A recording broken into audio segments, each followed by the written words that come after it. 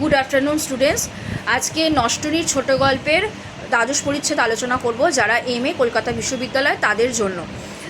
ইতিমধ্যে কাগজখানা তুলিয়া দিতে হইল, ভূপতি খরচ আর যোগাইয়া উঠিতে পারিল না। লোকসাধারণ নামক একটা বিপুল নির্মম পদার্থের যে সাধনায় ভূপতি দীর্ঘকাল দিনরাত্রি একান্ত মনে নিযুক্ত ছিল, সেটা এক মুহূর্তে বিসর্জন দিতে হইল। আচ্ছা, লোকসাধারণ নামক একটা বিপুল পদার্থ মানে যে কাগজের সম্পাদক সে ছিল, ভূপতি কাগজের সম্পাদক ছিল, তাকে বিসর্জন দিতে হলো বলতে সে কাজটা ছাড়লো।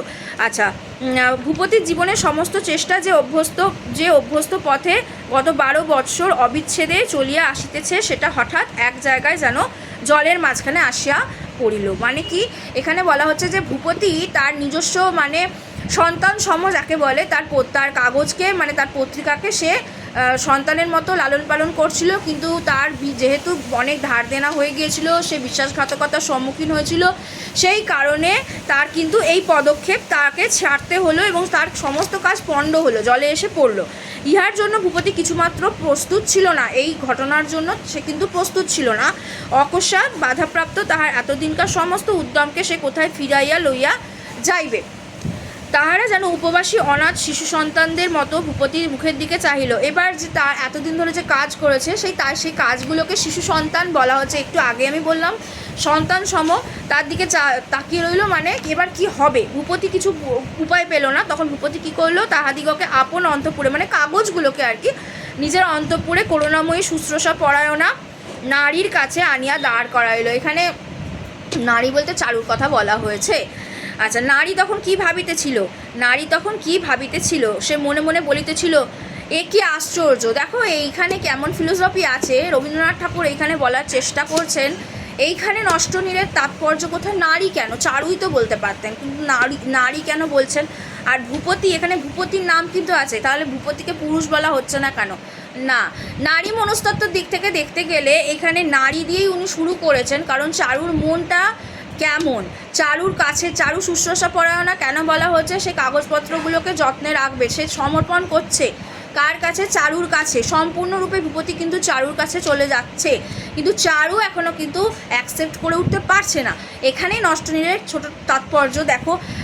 মানে এটা হলো, নারী তখন কি ভাবিতেছিল, সে মনে মনে অমলের কথা ভাবছে, যখন তার কিন্তু অমলের কথা ভাবার কথাই না। এখানে কিন্তু সম্পূর্ণ মানে অমলের বিয়ে ঠিক হয়ে গেছে, আর অমলকে নিয়ে ভাবার কথা নয়। এখানে চারু কিন্তু ভূপতির কাছেই আসবে, কারণ ভূপতি তার স্বামী। ন্যাচারালি যে সে মনে মনে বলিতেছিল, এ কি আশ্চর্য, অমলের বিবাহ হইবে, সে তো খুব ভালোই। মনে মনে চারু ভাবছে এই কথা, যেটা ভাবা কিন্তু মানে ভাবার কোনো এখানে দরকার প্রয়োজন আছে বলে তো মনে হয় না, তবু সে ভাবছে। কিন্তু এইটাই নারী মন পরকীয়ায় আসক্ত, যেটা একটুখানি তুলে ধরার চেষ্টা উনি করেছেন। কিন্তু এতকাল পরে আমাদের ছাড়িয়া পরের ঘরে বিবাহ করিয়া বিলাত চলিয়া যাইবে, ইহাতে তাহার মনের একবারও একটুখানির জন্য দ্বিধাও জন্মিল না। এটা চারুর মনে প্রশ্ন উঠছে অমলকে নিয়ে। এতদিন ধরিয়া তাহাকে যে আমরা এত যত্ন করিয়া রাখিলাম, আর যেমনই বিদায় লইবার একটুখানি ফাঁক পাইল, অমনি কোমর বাঁধিয়া প্রস্তুত হইল, যেন এতদিন সুযোগের অপেক্ষা করছিল যে অমল চলে যাবে। এই কথাগুলো ভাবার কোনো কারণই নেই, অমলকে নিয়ে চারু ভাবছে তাও, অথচ মুখে কতই মিষ্ট, কতই ভালোবাসা, অর্থাৎ একটা অভিমানও জন্মেছে কার প্রতি, অমলের প্রতি। মনে মনে মানুষকে চিনিবার জো নাই, বলছে এবার সে ছেড়ে দিচ্ছে, বলছে মানুষকে চেনা দায়। আচ্ছা, কে জানিত যে লোক এত লিখিতে পারে, তাহার হৃদয় কিছুমাত্র নেই। এটা চারু বলছে, কে জানতো যে মানে অমল সম্পর্কে এই কথা। আচ্ছা, চলে যাচ্ছি নেক্সট প্যারায়। দেখো, নিজের হৃদয়ের প্রাচুর্য মানে নারী সম্পর্কে রবীন্দ্রনাথের এখান থেকে একটা সূক্ষ্ম অনুভূতি প্রকাশ পাচ্ছে যে হৃদয় প্রাচুর্য কেন বলছে।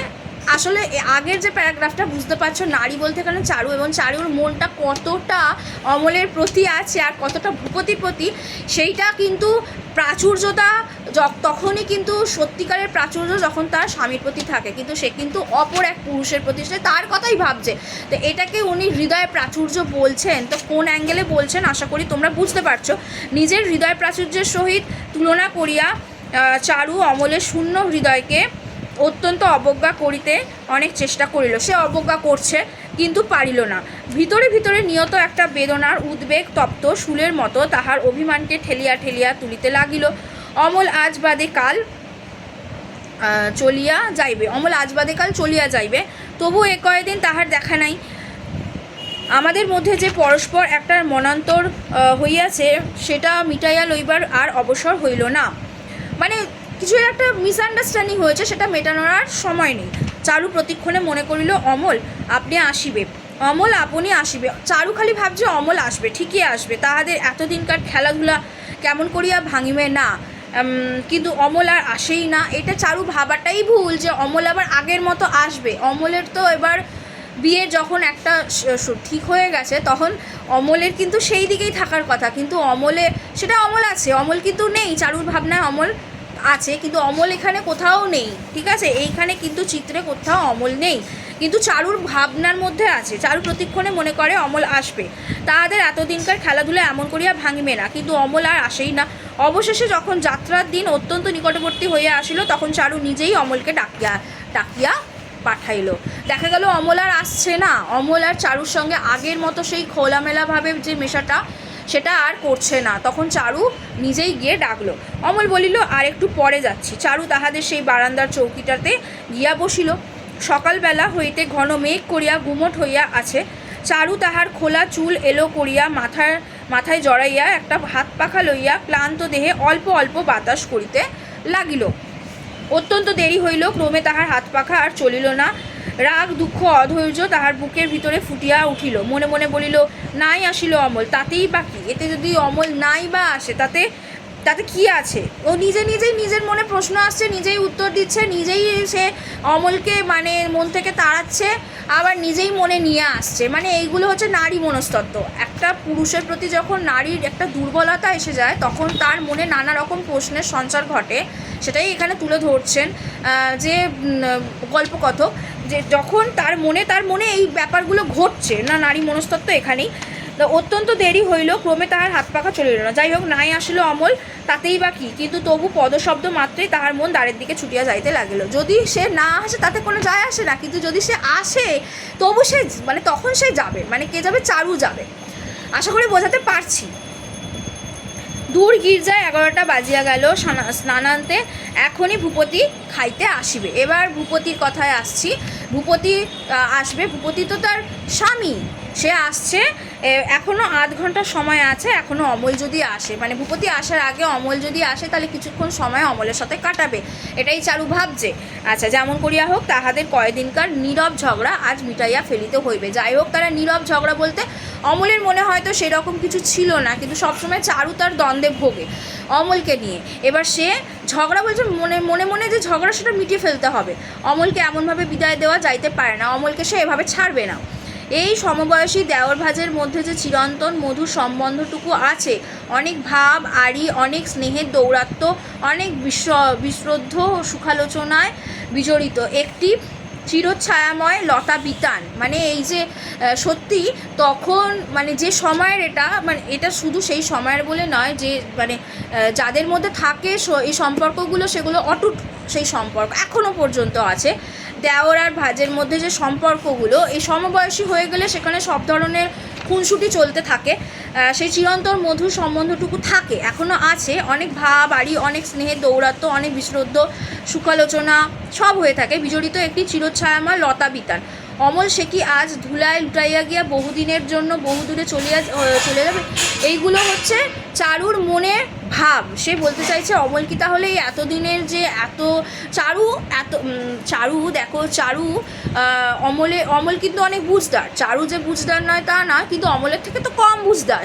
সে কিন্তু এটা বুঝছে না যে অমলের বিয়ে ঠিক হয়ে গেছে, সে আর আগের মতো তার সঙ্গে থাকবে না। কিন্তু তারপরেও সে বলছে যে ও কি আর আসবে না, একটু পরিতাপ হইবে না, তার একটু পরিতাপ হবে না, সব দোষ অমলকে দিচ্ছে। তাহার তলে কি শেষ জলও সিঞ্চন করিয়া যাইবে না? তাহাদের অনেক দিনের দেওর ভাত সম্বন্ধে শেষ অশ্রুজল অমল চিরবিদায় নেবে, তার আগে কি তার সাথে সে সময় কাটাবে না? অমল কেটে দিচ্ছে, কিন্তু চারু কাটতে পারছে না। আধ ঘন্টা প্রায় অতীত হলো। এলো খোপা খুলিয়া খানিকটা চুলের গুচ্ছ চারু দ্রুত বেগে আঙুলে জড়াইতে এবং খুলিতে লাগিল। অশ্রু সংবরণ করা আর যায় না। আচ্ছা, এটাই চারুর কথা বলা হচ্ছে। চাকর আসিয়া কইল, মা ঠাকুরন, বাবুর জন্য ডাব বের করে দিতে হবে। এই যে কথাটা বাবু বলতে এখানে কার কথা বলা হয়েছে? কোন পরিচ্ছেদের অংশ, আর এইগুলো প্রশ্ন আসে। প্রসঙ্গ, কে এসে কথাটা বললো, কে এসে বললো, এখানে যেহেতু মেনশন করা নেই। মা ঠাকুরন বলতে এখানে বুঝতেই পারছো যে চাকরের কথা বলা হয়েছে, মেনশন করা তো অবশ্যই আছে। চাকর এসে বললো মা ঠাকুরন। কাকে মা ঠাকুরন বলা হলো? চারুকে বলা হলো। কোন পরিচ্ছেদের অংশ? দ্বাদশ পরিচ্ছেদের অংশ। কার উদ্দেশ্যে? বাবু কাকে বলা হয়েছে? ভূপতির কথা বলা হয়েছে। ঠিক আছে, এইরকম প্রশ্নগুলো আসবে, তোমাদের ইন্টারনাল অ্যাসেসমেন্টে থাকে। কিন্তু যদি লেন্দি কোয়েশ্চেনে যখন থাকে তখন কিন্তু এইগুলো মানে প্রসঙ্গ উল্লেখ করে ব্যাখ্যা ট্যাখ্যা এগুলো থাকে। মা ঠাকুরন বাবুর জন্য ডাব বের করে দিতে হবে। ভূপতির কথা এখানে বলা হচ্ছে। চারু আঁচল হইতে ভাঁড়ারের চাবি খুলিয়া ঝন করিয়া চাকরের পায়ের কাছে ফেলিয়া দিল। সে আশ্চর্য হইয়া চাবি লইয়া চলিয়া গেল। চারুর বুকের কাছ হইতে কি একটা ঠেলিয়া কণ্ঠের কাছে উঠিয়া আসিতে লাগিল। যথাসময় ভূপতি সহাস্য মুখে খাইতে আসিল। ভূপতি যখন চারু থাকে, আনন্দে থাকে, সব দুঃখ ভুলে যায়। দুঃখ বলতে তার মানে কর্মজগতের দুঃখ, তার এমনি দুঃখ তো একটা আছে, ভেতরে ভূপতির দুঃখ আছে। চারুকে সে সময় দিতে পারে না, চারু তার সঙ্গে থাকে না সেটা নয়। যখন চারু তার সঙ্গে কথা বলে না, মানে কথা হয় না, তখন চারুর ওপর হয়তো একটু রাগ হয়, কিন্তু চারুকে সে সময় দিতে পারে না বলে সেটা তার মানসিকতা, মানে তার দুঃখ হয়। কারণ কিন্তু তার বৃহৎ ক্ষেত্রটা হচ্ছে তার কর্মজগৎ। সেই জগৎ নিয়ে সে এত ব্যস্ত ছিল, সেখানে যখন সব কিছু পণ্ড হয়ে যায় তখন সে চারুর কাছে এসে মুক্তি পায়। বুঝতে পেরেছো? চারু আঁচল হইতে ভাঁড়ারের চাবি খুলিয়া, এটা বললাম। চারুর বুকের কাছ হইতে কি একটা ঠেলিয়া কণ্ঠের কাছে উঠিয়া আসিতে লাগিল। যথাসময় ভূপতি সহাস্য মুখে খাইতে আসিল। চারু পাখা হাতে আহার স্থানে উপস্থিত হইয়া দেখিল অমল ভূপতির সঙ্গে আসিয়াছে। চারু তাহার মুখের দিকে চাহিল না, চারু অমলের দিকে চাইল না। এটা কিন্তু চারুর কথা বলা হচ্ছে। দেখো, অমল জিজ্ঞাসা করিল, বৌঠান আমাকে ডাকছো? এটা কিন্তু অমল বলছে। চারু বলল, না এখন আর দরকার নেই। অমল বলল, তাহলে আমি যাই, আমার আবার অনেক গোছাবার আছে। চারু তখন দীপ্ত চক্ষে একবার অমলের মুখের দিকে চাহিল, কহিল, যাও। অমল চারুর মুখের দিকে একবার চাহিয়া চলিয়া গেল। আহার আনতে ভূপতি কিছুক্ষণ চারুর কাছে বসিয়া থাকে। আজ দেনা পাওনা হিসাবপত্রের হাঙ্গামে ভূপতি অত্যন্ত ব্যস্ত। আহার আনতে মানে আহারের শেষে ভূপতি কিছুক্ষণ চারুর কাছে বসিয়া থাকে। আর সে বললাম না যে চারুর কাছে সে শান্তি পায়।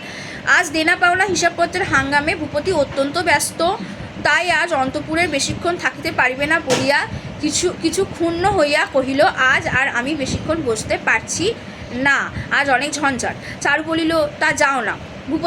ভূপতিকে কিন্তু সহজেই ছেড়ে দেয়। ভূপতি ভাবিল চারু অভিমান করিল, কিন্তু সেরকম কিছু মনে ছিল না চারুর। ভূপতি ভাবছে যে হয়তো চারু কিছু ভাবলো, অভিমান করলো, কিন্তু তার মন তো অমলের প্রতি। অমল তার কাছে এলো না, কথা বলছে না, সেই আগের মতো সেইটাই বলিল। তাই বলে যে এখনই যেতে হবে তা নয়। সে ভূপতি আবার বলছে, তা বলে যে এখনই আমাকে যেতে হবে তা নয় চারু, একটু জিরিয়া যেতে হবে। সে চারুর কাছে থাকতে চাইছে। দেখো নীরটা কীভাবে নষ্ট হচ্ছে, আমি সেটাই বোঝাতে চাইছি। বলিয়া বসিল, দেখিল চারু বিমর্ষ হইয়া আছে।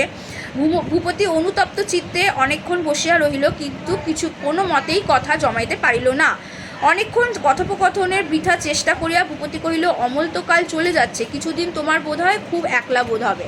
এটা ভূপতি বোঝে, কারণ সে নিজেই অমলকে বলেছিল যাতে চারুর কোনো একাকিত্ব বোধ না হয়, সে যেন সবসময় তার সাথে থাকে, তাকে পড়ায়। ঠিক আছে, একলা বোধ হবে, এটা ভূপতি বলছে। চারু তাহার কোনো উত্তর না দিয়া যেন কি একটা আনিতে চট করিয়া অন্য ঘরে চলিয়া গেল।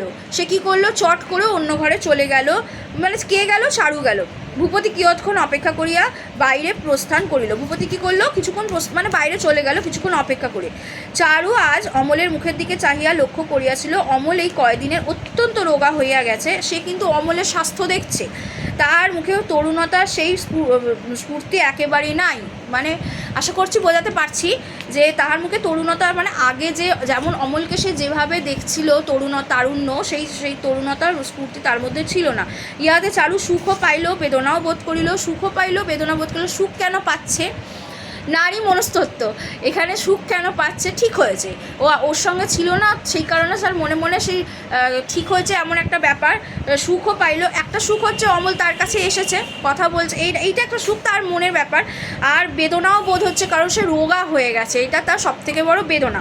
আচ্ছা, আসন্ন বিচ্ছেদেই সে অমলকে ক্লিষ্ট করিতেছে। চারুর তাহাতে সন্দেহ রহিল না, কিন্তু তবু অমলের এমন ব্যবহার কেন?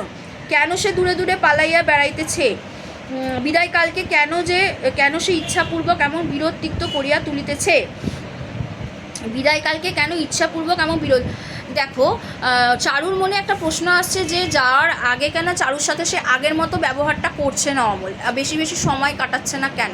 চারু এটা বুঝছে না যে সময়ের প্রেক্ষিতে দেখতে গেলে অমল যতদিন সিঙ্গেল ছিল ততদিনও থাকতো, কিন্তু এটা পুরুষের মানসিকতা, কিন্তু সেটা চারু বুঝবে না। চারু কী করে বুঝবে? সে চাইছে সে আগের মতো আবার চারুর সাথে থাকুক, সেটা তো সম্ভব হচ্ছে না। বিদায়কালকে কেন সে ইচ্ছাপূর্বক, তাই বলছে বিদায়কালকে কেন সে ইচ্ছাপূর্বক বিরক্তিক্ত করে তুলছে, এটা চারুর বিরক্তিকর লাগছে আর তিক্ত হয়ে যাচ্ছে, সম্পর্কটা যেন তিক্ত হয়ে উঠছে। বিছানায় শুইয়া ভাবিতে ভাবিতে সে হঠাৎ চমকিয়া উঠিয়া বসিল।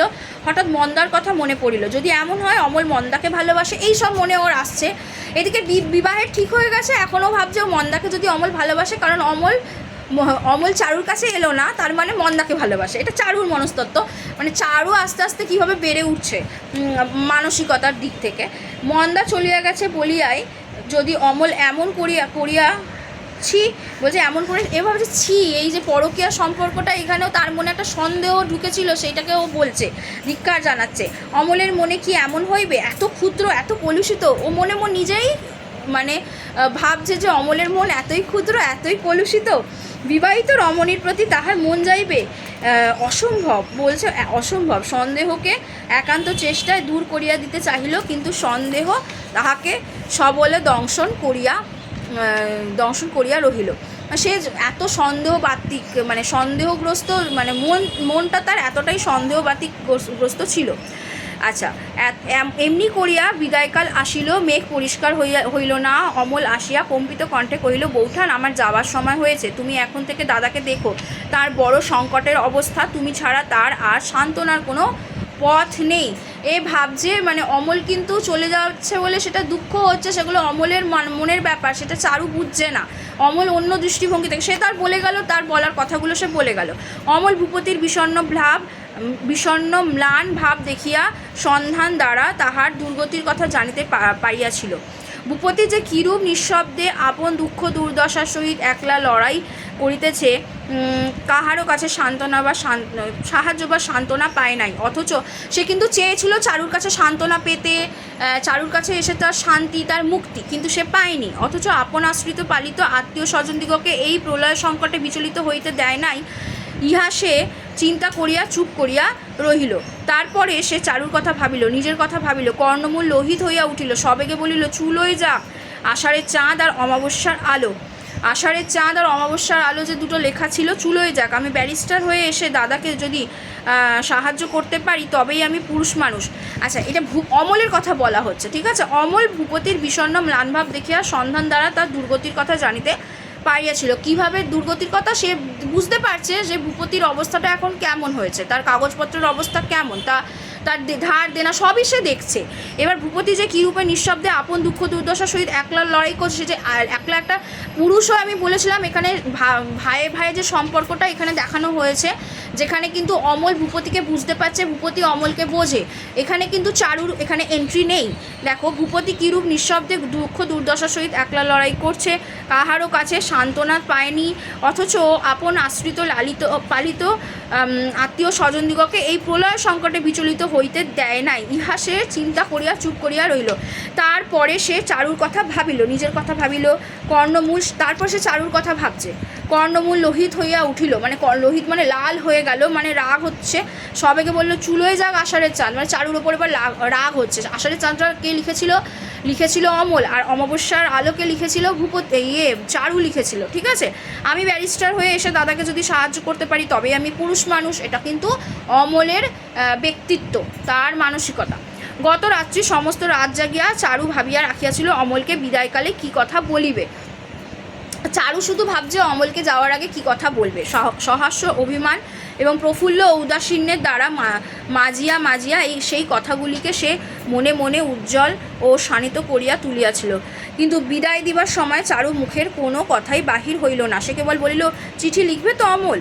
অমল ভূমিতে মাথা রাখিয়া প্রণাম করিল। চারু ছুটিয়া শয়ন ঘরে গিয়া দ্বার বন্ধ করিয়া দিল। এখানে দেখা যাচ্ছে যে অমলের সাথে চারুর একটা বিচ্ছেদ হচ্ছে, মানে অমল আর কোনো কথার উত্তর দিচ্ছে না, চিঠি হয়তো সে আর লিখবে না, দেখা যাবে পরের পরিচ্ছেদে কি আছে, আমরা যত এগোবো কাহিনী যত এগোবে বোঝা যাবে। এখানে কিন্তু শেষ হচ্ছে, এই পরিচ্ছেদ শেষ হচ্ছে। আর এখান থেকে চারুর ভেতরে যে অমলের প্রতি যে মারাত্মক একটা অভিমান বোধ জন্মে গেছে, একটা অধিকার বোধ জন্মে গেছে, সেটা কিন্তু এই ঘটনাটা থেকে আরও ভালো বোঝা যাচ্ছে যে অমল যে ভূমিতে মাথা রাখিয়া প্রণাম করিল, চারু ছুটিয়া শয়ন ঘরে গিয়া দ্বার বন্ধ করিয়া দিল। যেহেতু সে বউঠান ছিল সেই কারণে তাকে তো প্রণাম করতে গেছে, কিন্তু সে কিন্তু তার জায়গাতে অমল আছে, কিন্তু চারু কিন্তু এগিয়ে গেছে, বুঝতে পেরেছো? আচ্ছা, এখানে দ্বাদশ পরিচ্ছেদ যেটা আছে, এখান থেকে নষ্ট নীর কীভাবে হচ্ছে দেখো। একটা নীর নষ্ট হচ্ছে, একটা নারী মনস্তত্ত্ব আমরা পাচ্ছি। নারীকে আমরা যদি দেখি যে সেই আবার এই নারী কিন্তু, এই চারু কিন্তু সেই খাঁচায় বন্দি, নিজেকে খাঁচায় বন্দি করে রাখছে, ঠিক আছে? সে কিন্তু অমল তাকে বের করে আনছে, কিন্তু সে বেরোচ্ছে না নিজেই। অমল তাকে বের করে আনছে, কিন্তু সে নিজে বেরোচ্ছে না। শেষ পর্যন্ত অমল তাকে ছেড়ে চলে যাচ্ছে, তার আগে পাখি বেরিয়ে আসছে, মানে নারী মন এটা। কিন্তু অভিমান, অধিকার বোধ, অতিরিক্ত যখন কারোর প্রতি অধিকার বোধ, যে সম্পর্কই হোক না কেন, অধিকার বোধ বা অভিমান বোধ যখন জন্মে যায়, সেই সম্পর্ক কিন্তু অনেক দুর্বলতা, সেই সম্পর্কে যতটা মনের দুর্বলতা থাকে, সবল সম্পর্কটা হয় যদি একপাক্ষিক হয়ে থাকে তাহলে সেক্ষেত্রে কষ্ট বেশি হয়। দ্বিপাক্ষিক হলে সেটা পরকীয়তায় চলে যায়। আচ্ছা, আমি কি বলতে চাইলাম আশা করি বোঝাতে পেরেছি।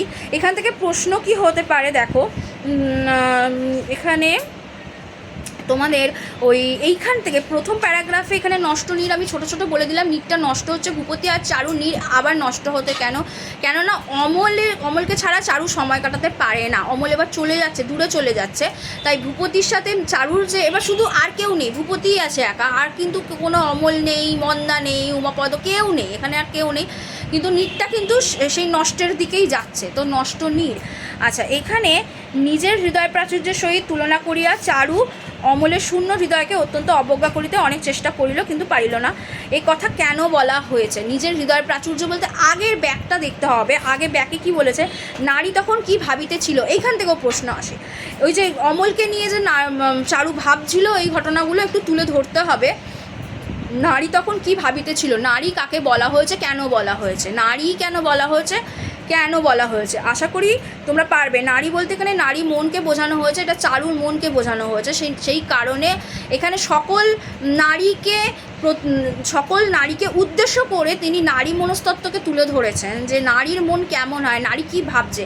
নারী এইখানে নারীর একটু ভুল ত্রুটি কিছু থাকে, নারী মনের কিছু ভুল ত্রুটি থাকে, কিন্তু সেই ভুল ত্রুটি থেকেও যদি সে বেরিয়ে যায়, সেটাও উনি দেখাচ্ছেন যে একজন নারী কি শুধুমাত্র তার স্বামীর প্রতি একজন পুরুষের ক্ষেত্রে যেটা থাকে না, একজন নারীকে ইনি তুলে ধরছেন। সাধারণত দেখা যায় যে পুরুষ বিভিন্ন নারীতে আসক্তি থাকে, তাই তো? বিভিন্ন নারীতে মনে বিভিন্ন নারীর প্রতি আসক্তি থাকে, তার স্ত্রীর প্রতি, তার স্ত্রী থাকলেও স্ত্রীর প্রতি সেই ভালোবাসাটা থাকে, কিন্তু তা থাকলেও কেন তার অন্য নারীর প্রতি আসক্তি থাকবে, এইটা যেমন প্রশ্ন ওঠে নারীদের অ্যাঙ্গেল থেকে, কিন্তু প্রশ্নের কোনো উত্তর পাওয়া যায় না। সেখানে পুরুষ কিন্তু পুরো সেফ পজিশনে চলে যায়, কিন্তু নারীদের দিক থেকে দেখতে গেলে উনি কিন্তু সেটাই দেখাচ্ছে যে নারীদের দিক থেকে দেখতে গেলে সেটা কেন হবে না, সেটা পরকীয় প্রেমে কেন নারী পড়ছে না। সেই কারণে কিন্তু চোখের বালি, তারপর অন্যান্য যেগুলো আছে এগুলো কিন্তু এসেছে। বিভিন্ন অ্যাঙ্গেল থেকে দেখতে গেলে নারীর যে মন, তার সেটাই গেলেই সেটা পরকীয় প্রেম হয়ে যাবে কেন, সেই সম্পর্কটা তো অন্য সম্পর্ক, সেটা যেহেতু একটু বেশি পরকীয়া সম্পর্কে জড়িয়ে পড়ছে, সেটা কিন্তু সমাজের চোখে দেখতে গেলে কিন্তু সেটা দৃষ্টিকটু হয়ে যায়। নারীকে তার স্বামীর প্রতি ফিরে আসতে হবে, এটাই হয়ে ওঠে। কিন্তু কেন নারী এত এই রকমভাবে থাকবে কেন, এই জায়গাটা উনি তুলে ধরার চেষ্টা করেছেন। নষ্টনীর ছোট গল্প সেইগুলোই আমাদের বোঝায়। এই পরিচ্ছেদটা খুব সুন্দর পরিচ্ছেদ, এই পরিচ্ছেদ তোমরা পড়ার পর খুঁটিয়ে এখান থেকে ছোট ছোট প্রশ্নগুলো করবে। প্রশ্নগুলোর মধ্যে এখানে বৌঠান কাকে বলা হয়, যে অমল চলে যাওয়ার আগের মুহূর্ত, কি তাদের মধ্যে কীভাবে চারুর মন ভাঙছে আস্তে আস্তে, চারুর অভিমানটা কিভাবে হচ্ছে, এইগুলো এখান থেকে প্রশ্ন আসতে পারে লাইন তুলে। আশা করি তোমাদের কোয়েশ্চেনগুলো বোঝাতে পারছি কিভাবে আসতে পারে। এর পরের ক্লাসে থাকবে ত্রয়োদশ পরিচ্ছেদের আলোচনা। আজকের ক্লাস এই পর্যন্তই। Thank you.